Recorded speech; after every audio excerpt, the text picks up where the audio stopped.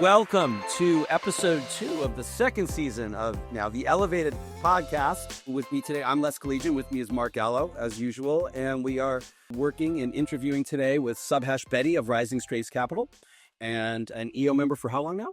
3 years. Well, dude, welcome. We're really happy to have you. And maybe we can just start by having you talk a little bit about, well, why you have a homie can of Coke. That's an interesting, I just noticed that. It's in the EO fridge. So tell us a little bit about your business. Well, look, I've been a serial entrepreneur for the last 25 years. And over the last, I guess, now coming on 18 years, we have an alternative investment management platform. So where we have private equity funds of various strategies, as well as venture capital, venture debt. But basically, it's an investment platform for investors to access opportunities, predominantly India, but Southeast Asia. Okay. What types of are they all over the board opportunities or? So we started out actually in real estate private equity, and then that's where we got our start, and then we just kept expanding into offering more products as we proved our acumen with investors to take advantage of different investments. What got you down this path? Like what was your driving behind? Like you woke up one day and said, "This is the path I'm going to go down. I'm going to go down the whole concept of." Kind of, as everything, I never say anything's luck. It's opportunity meets preparation. Yeah. So when I was 27, I started my first business. Yeah. Which was a .com business. We raised over $50 million for that. But fast forward, I'm now 31, and my resume reads that I was in software sales, went to MBA school, and I bankrupted a .com. So maybe a REIT's a good idea. No, so, and then, what do? You become a management consultant because nobody wants to hire you. Right. And that morphed into, I started helping out businesses at the C-level. That was the early stages of, this is the early 2000s when India offshoring started happening. Yeah. And so I was basically, we ended up being a business helping private equity firms and other large companies set up their operations in India. And that around that time, the regulatory environment changed for foreign capital to come in, because before that it was preempted, to fund real estate development in India. Interesting. And we saw an opportunity, and we pounced on it. That's great. From a standpoint, though, of based on your tenure now, right, and working with what you're doing now and the journey, would you say the biggest mistake you made was in the .com days, or did you do other things in the new business? Like, where did you do most of your learning? Well, because you said you bankrupted. Those are two different things. Got it. What's your biggest mistake, or where did you do your most learning? Well, that's a good point. Good point. Yeah, my biggest mistake was in the .com. I didn't know shit. Right. I was 27. I was 27, Yeah. and I was by training an engineer from India. Okay, in MBA school, I walked in. I didn't know what a management consultant was. I didn't know what an investment banker was. I didn't know any of that. Yeah. And then started the business in second year of MBA school, so essentially didn't go. By the time graduated, we had $1 million of seed capital and 9 employees. So then we got funding by one of the preeminent Silicon Valley firms, Klein & Perkins. Okay. And they led a round of $12 million. And I didn't understand the venture capital business. Okay, so How did they get involved with you, though? Real quick, Kleiner. How did they find you? we were knocking on doors. Okay. I mean, just persuasion. Got it. And so we had the opportunity after that $12 million to sell our company for $80 million. Wow. And at that time, I was about 29. And one of our board members, who I won't say, but he's one of the leading venture capitalists in the world today. He's like, we don't sell company. We're Klein & Perkins. We don't sell companies for $80 million. We only sell them for $1 billion. And, young, dumb, stupid. I'm like 29. I'm like, yeah, I guess we only sell companies for for $1 billion. Yeah. And so instead of taking what would have been a significant amount of money, right, at the age of 29, and we, 10 times down. We ended up raising a total of we did another Series B round, raised another $50 million. And so then we added debt because in that time, cloud computing didn't exist. So we had millions of dollars of servers and hardware and storage. And so, and again, not knowing the venture capital business where we're just a portfolio company. Right. And we can make a decision, right? Even though we don't necessarily control the port, I mean, we could have forced the issue and say, let's sell. Right. And that's my biggest regret because, Jim Clark, the founder of Silicon Graphics, he wrote a great book. And what he said was, the first $1 million is the hardest. Yeah. Then 10, also hard.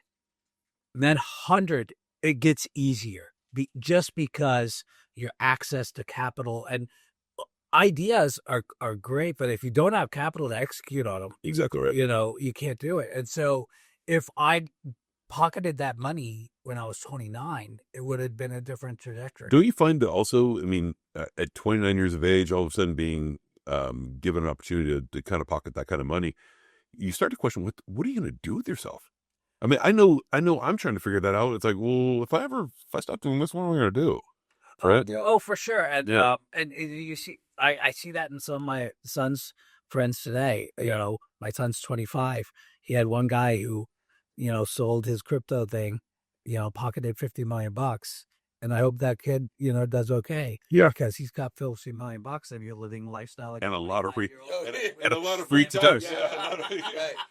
And he's not playing football. Yeah. That's what I'm gonna do. Yeah. Yeah. So, I mean, so understanding that, that was my biggest mistake, not selling that business. And that really, and now, like, I live life debt free. I don't take any debt in my businesses because debt was, one of the things as an entrepreneur, you look at, let me take on some debt. I don't have to dilute my equity and all that kind of stuff. But two things as an entrepreneur, I'd say from a learning perspective is everything takes longer than we want. 100%. So that payment timeline, whatever your financial projections are, you got a scenario analysis. And then two, it doesn't take an events, just, world-changing events that, could totally, disrupt things. And now your equities are at zero. Yeah. Like in our case, the banks were walking out with our servers. Well, you can't have a .com company without servers. Yeah. And that was it. Special. That's a true story. I mean, both Mark and I have had debt servicing, situations. Yeah. And when you're debt servicing, it is just, a nightmare and all your profit down the tubes. And you really, so that is a huge learning lesson and to be able to do that. Yeah. Or even just understanding what is the right capital, how much capital do I really need, right? And so oftentimes you have a successful business, all of a sudden investors want to keep giving you money.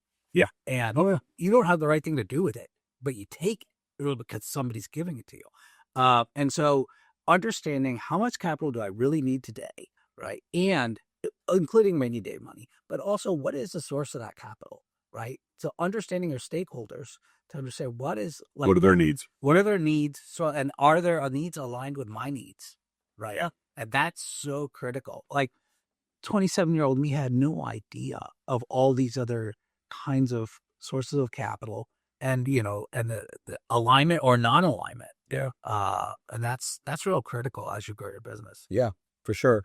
What are like within your new business, or have you had to make any major compromises in building a new business or anything you've learned from dealing with teams that way? I'm not a great team leader. I mean, in the sense of I like small teams. Okay. But I would say How big is conference size.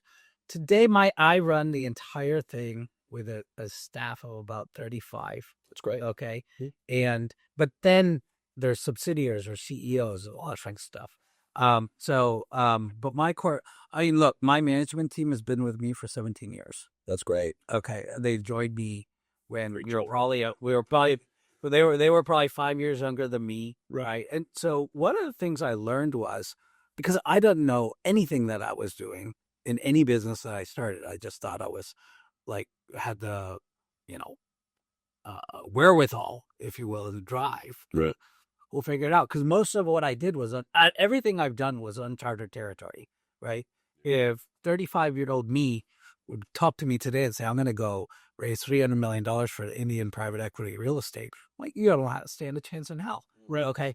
But I was just too ignorant to know that. And so all the teams I built with that kind of philosophy, that rather than hiring, I mean, always hire smart people smarter than me, but not necessarily with old school. And now I'm old school, which sucks. It's a weird process to admit it. Old school thinking in terms of that's how it used to work. Yeah. Okay. And so, because I realized you can't change people who have an inbuilt way of thinking. I mean, it's hard to conclusion to come to. No, for sure. I mean, it's part of your decision making process. If you're built differently, it's if you have a set of norms that lead you down a different path that align with what you're trying to accomplish, those will always bleed over. Absolutely, they'll always bleed over, and that's 100%. I always call it's like an anchoring bias at the end of the day. Absolutely, yeah. That's tough. What are some how about like sacrifices that you've had to make, or have you had to make any major sacrifices in building a new business, and were they worth it? Oh, absolutely. I mean, first of all, I wouldn't trade where I am today for anything. Okay, no regrets. Okay. But having said that, I mean, there's the normal stuff, right? Which is time away from family, workaholic. Especially with all your travel back. Yeah, and I lived a life for 15 years of, being in 5 cities a week. You're right. And being weekend dad. But also the nature of my business, and I kind of use that as an excuse, the travel lifestyle, fundraising, wining and dining, either investors or people we're investing with, or, stakeholders in those industries, especially because we were a new entrant in anything we did. Like even venture debt didn't exist. We were the second player in Southeast Asia.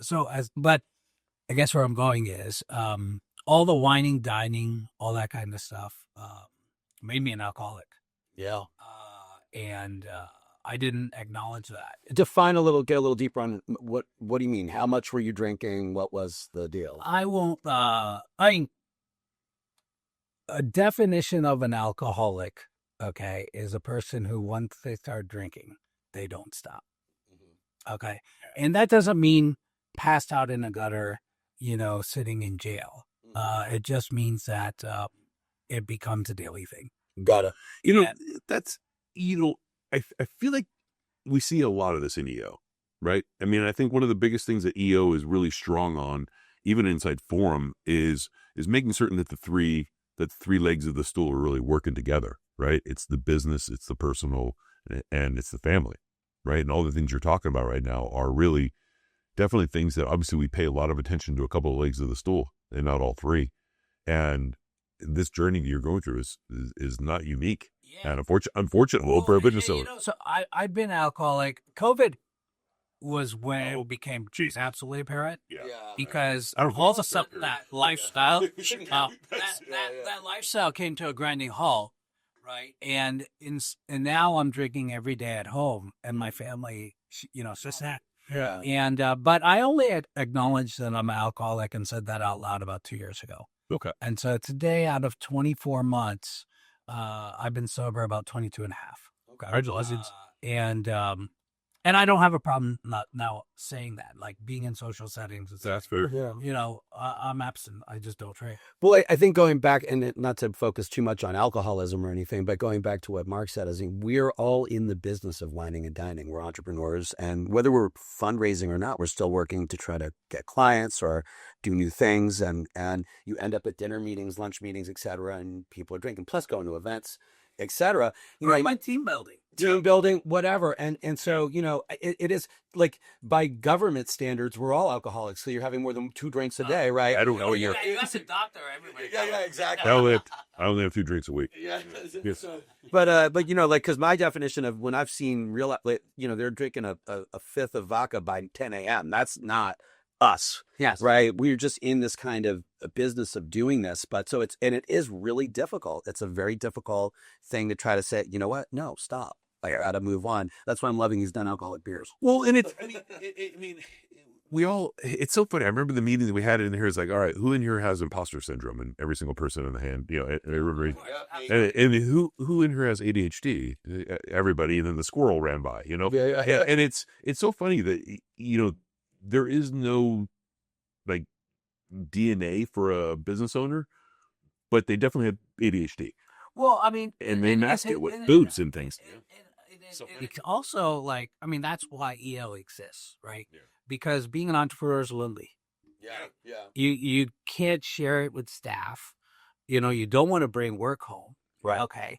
And that isolation. I always say we work our asses off to get to the top of the mountain, and then you get up there and there's no one to talk to. There's no one to talk to. Yeah. Yeah, it's crazy. And you don't think about it. And you can't have dialogue with somebody else, a teacher. You're like, oh, you don't understand. They go, oh, it must be tough, all the millions coming in. It's like, there's also millions going out, and it's a really serious. Well, you brought up that you're having conversation with people as part of our community that we all are imposters for all that. Yeah, and that's not a conversation you have with your neighbor at the barbecue. No, right. And that's why even when I knew a question like this would come up, I would say, "This is what I'm going through. Yeah.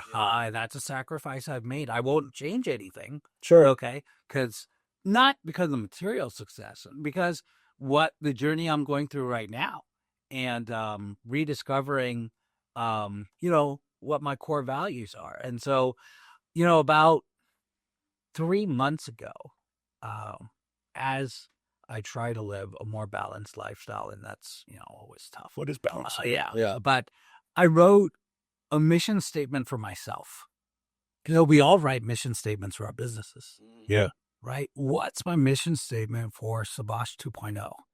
Ooh. And very good. And what do you do with that, right? It means what's my North Star on a go for it basis, right? And what is my legacy that when I'm in the ground, or maybe I'm burned because I'm Indian, but what do I want, right? My kids, grandchildren, friends, family to say. And so I've actually, been putting pen to paper on that in terms of what are the dimensions of, happiness as defined by me. What is your true north? What is your mission statement? Can you get, even if it's not United? Yeah, please do. I mean, let's see here. It's my favorite. No, this is my new tool, the Remarkable. There's going to be 500 people watching this. Actually, 5. I am expecting pro pickleball player on here. I am expecting pro pickleball player on here. I do so. So it's to maximize my experiences as well as my capabilities. Okay, across the following dimensions. Right? Family, my health, intellectual stimulus, community, self-recognition for my own ego. Yeah. And then so that's my mission statement, right? Which is, so it's maximizing what are my talents and everything that's got me till today. Okay. Then the next step is, okay, what are my talents? Yeah, I was going to say, what do you think your superpower is? My superpower is the just ability to always be positive. All right. And, we all deal with shit hitting the fan every day. And, I find chaos comfortable. Yeah. Okay. Sure. Your wife does not appreciate that. No.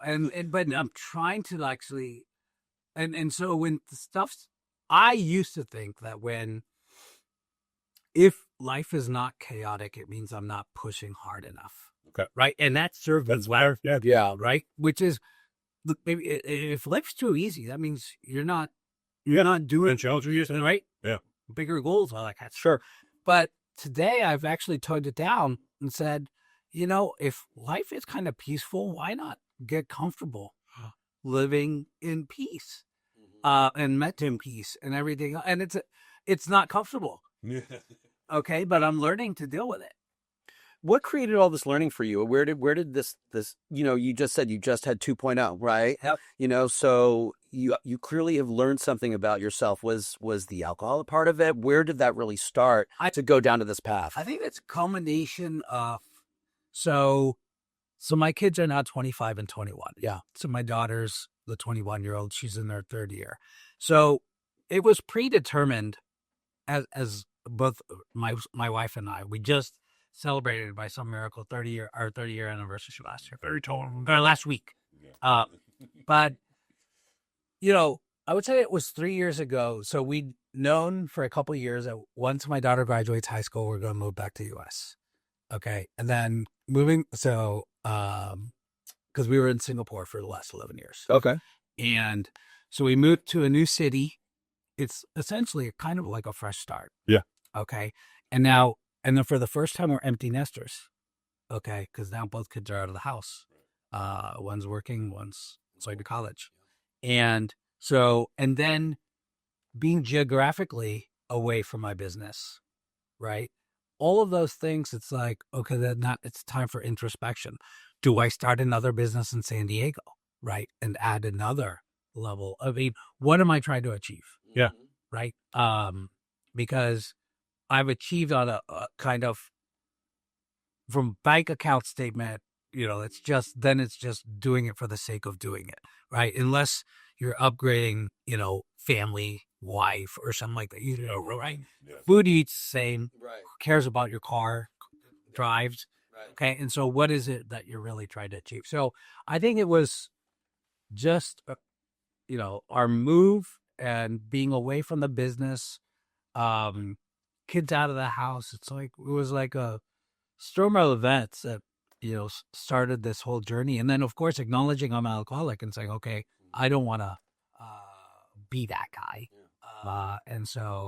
But it's been great. It's actually liberating. It was an evolution the way you're discussing it. Absolutely. It is a 2.0. Yeah. And it's a bag of rocks off my shoulder. Yeah. That do I need to run? Right? Maybe jogging's okay. Yeah. No, it's not. I've talked to doctors. It's not good. Yeah, it's not good for you. Body goes through stress. It's bad. No. Yeah, pickleball's good enough. Yeah. Right? So, but I don't need to be a tennis player. What would you say one of the biggest misconceptions people have about you? About me? Well, because we're kind of got a little deep here, that my game face isn't the real me, right? I mean, people do have feelings, it is, do have emotions, right? And, as entrepreneurs, right, you always have to have that, even when shit hits the fan, right? Going gets tough, but we're always got to be positive out there, right? And then you go home, you got to be positive too.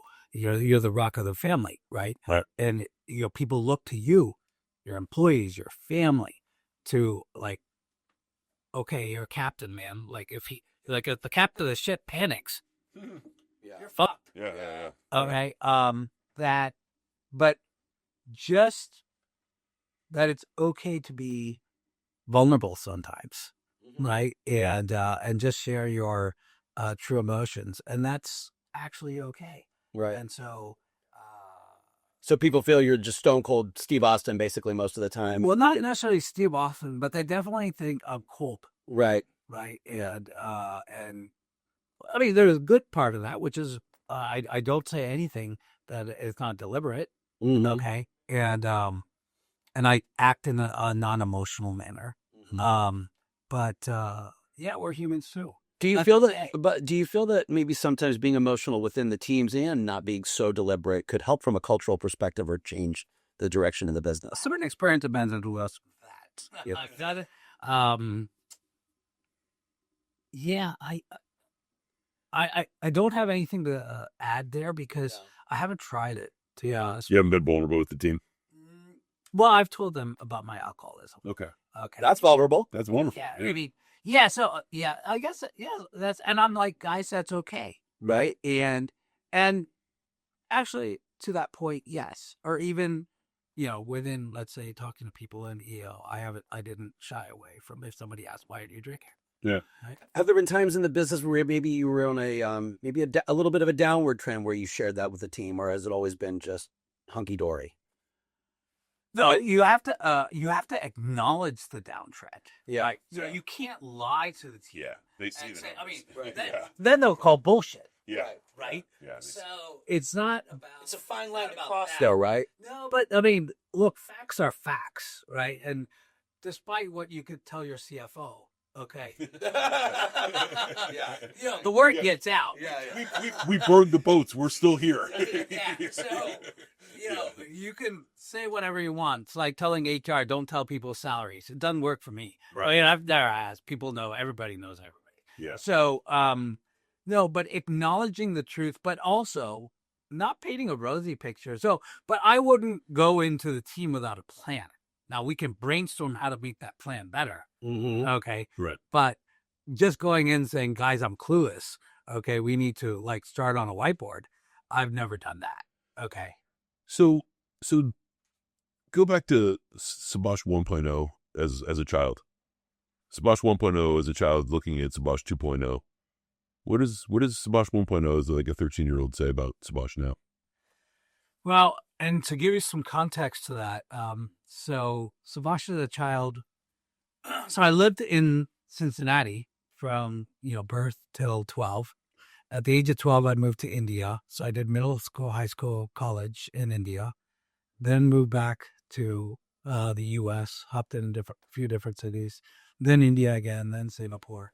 So he'd be like, dude, you live, and then 4 different businesses. The fourth one is actually a lot of different businesses. I would say, dude, you've been on a fucking, roller coaster. I mean, what a fucking great ride. Mm-hmm. So you've checked all those boxes. You've lived all over the world. You've seen a lot of different things. You've experienced the highs and lows of,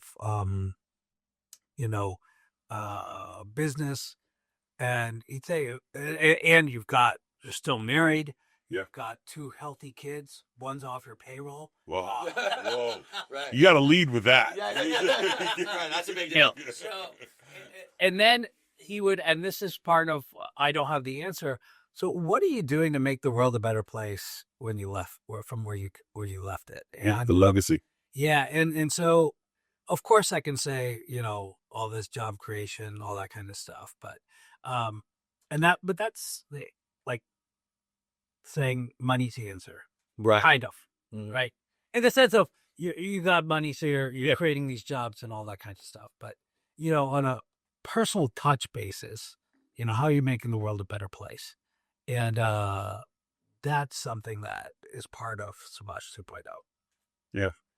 Is that so? What's the most important relationship in your life right now?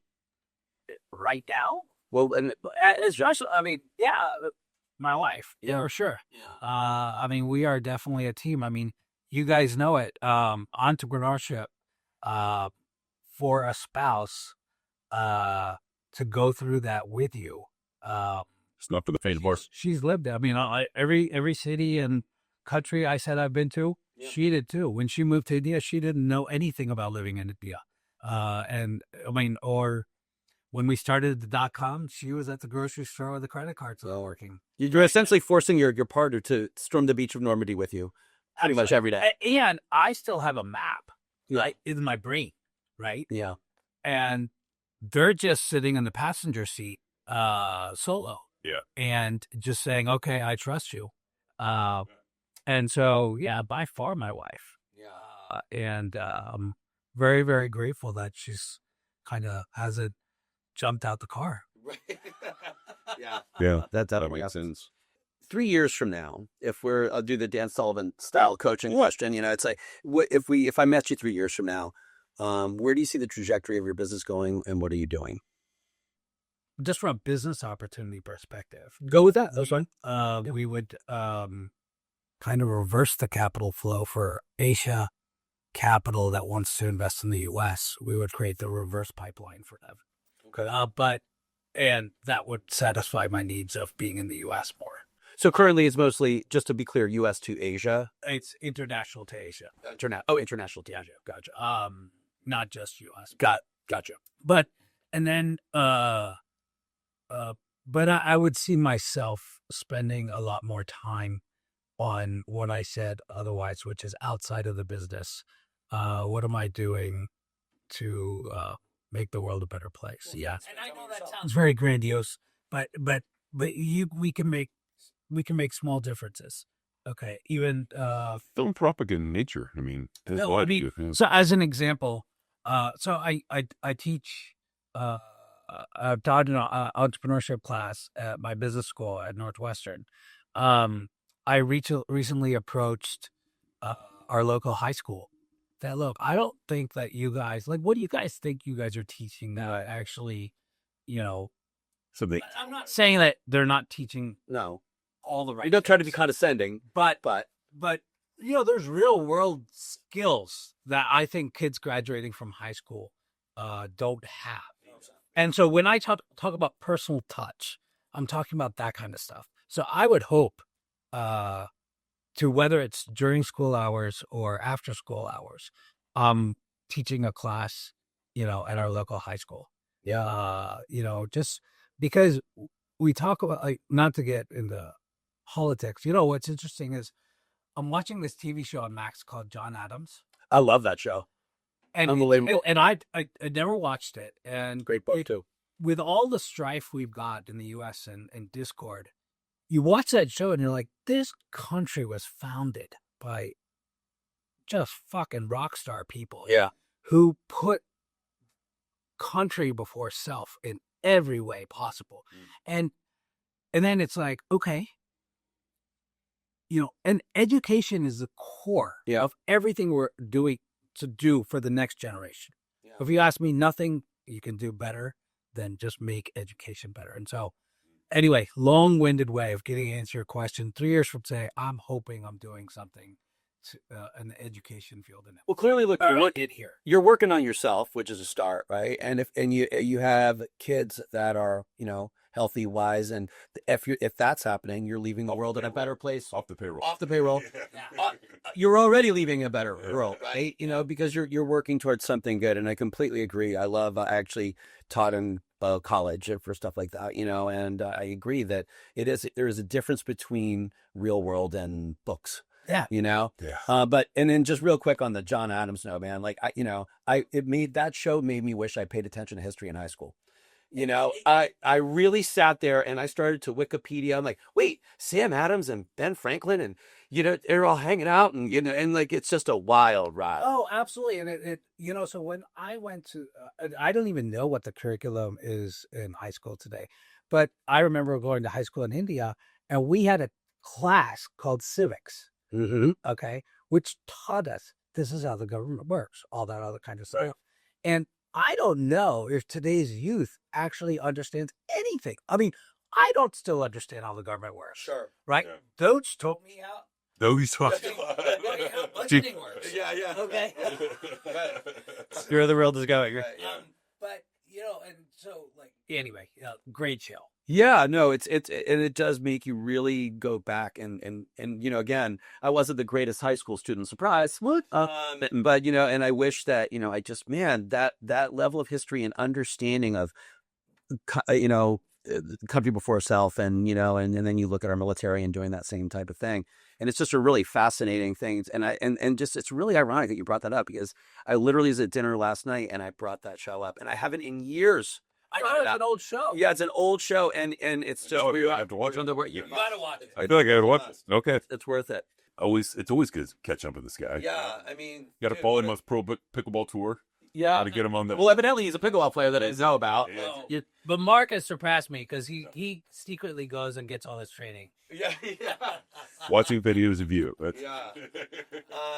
Sabhash, man. Great to meet you. This is, I think, my first time really meeting and getting to talk to you. And I've been in EO 15 years, so maybe you got to go to some more events. You got to show up. Yeah. We'd love to see more of you because you're cool. Yeah. Love to hear about your success. Love to hear about your learning and experience. and your own self growth. And it just goes to show that, we're never too old for that, right? You're just going to keep learning. And that's not saying that you're That's the evolution of an entrepreneur, right? Yeah. You're constantly, you got to learn, you're learning or dying. I mean, right. And, and by the way, you mentioned one more thing. You mentioned, that you thrive in chaos. Well, I think that's the whole goddamn point. We all do, right? Absolutely. We are all thrivers in chaos. And when the chaos gets slow, that's when the ADHD kicks in. And we're like, let's throw some gas on this. Right. And create some excitement. And so, it's great to learn. And again, it's really great to have other people that you commiserate with, and at whatever level of success, it doesn't matter. Absolutely. It's just a great thing. So thank you for coming in. This is what I love about the Elevate podcast. It's elevated, baby. It's elevated. We're getting to the next level, and I appreciate you coming in and sharing your story with us. Well, thank you, Mark and Les, for having me. This was Absolutely. No, all right. thanks a lot.